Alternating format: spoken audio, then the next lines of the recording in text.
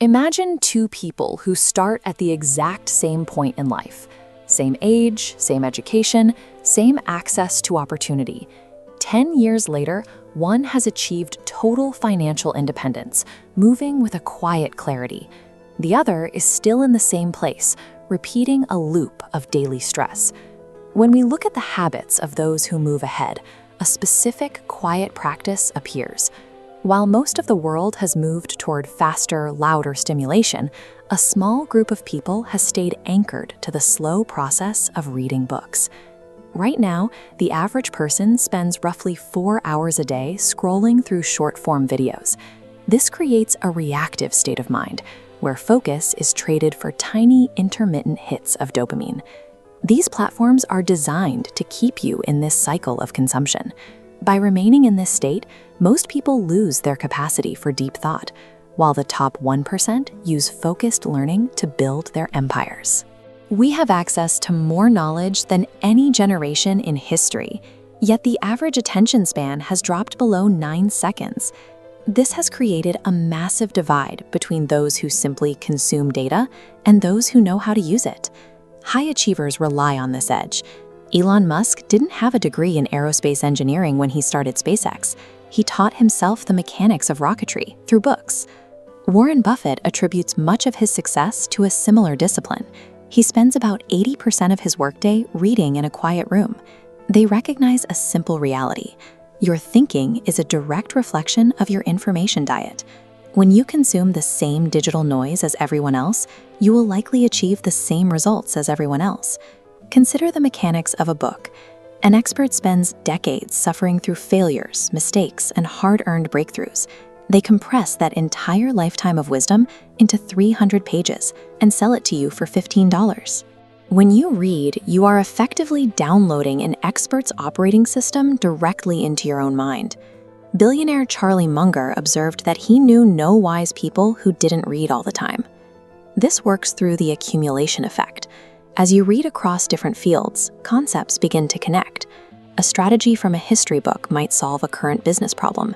A line of philosophy could provide the clarity needed to handle a financial risk. This compounding knowledge changes your posture toward life. Instead of reacting to daily crises, you begin to anticipate them. Neuroscientists at Emory University used fMRI scans to see what actually happens to the brain during this process. They found measurable increases in connectivity in the left temporal cortex, the area associated with language and physical sensation. This heightened connectivity, known as shadow activity, persisted for days after the reading was finished. Your brain literally rehearses the actions and emotions of the text as if you were living through them. Phil Knight, the founder of Nike, used this to his advantage. In the company's early days, he studied the history of the ancient Greek military, specifically the phalanx formation. He applied that psychological framework to his small team to compete with much larger rivals. Knight used books as cognitive simulators. While his competitors focused on spending, he focused on outthinking them through the lessons of history. We often claim we don't have time to read, but our screen time settings usually tell a different story. We often prioritize the comfort of easy stimulation over the depth of a book. Choosing entertainment over depth has a cost. Over time, your ability to focus shrinks. You become easier to distract and more susceptible to outside influence. There is a significant economic incentive to keep you in this state. A population that is easily distracted is predictable and easy to sell to. In this environment, picking up a book is a choice to reclaim the boundaries of your own mind. It is a refusal to let an algorithm dictate your thoughts. To build this habit, you need a system that protects your focus, not willpower. Start with the 10-page rule. Reading just 10 pages a day takes about 15 minutes. Over a year, that adds up to 3,600 pages, or roughly 15 to 18 books. Use the quit early rule. If a book hasn't provided value or captured your interest in the first 50 pages, close it. Life is too short to read books that don't serve your growth. Finally, use active marginalia. Read with a pen, underline key points, and write down how you can apply a single line to your life tomorrow. Think of a book as a functional tool for your own expansion, something to be used, marked up, and integrated into your daily actions.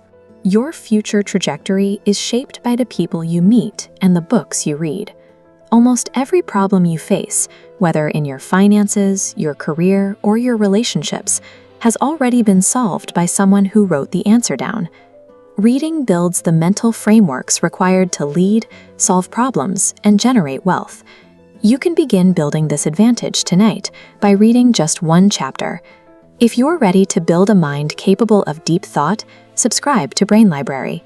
We break down the world's most powerful books to help you move ahead. Stay focused, build your library.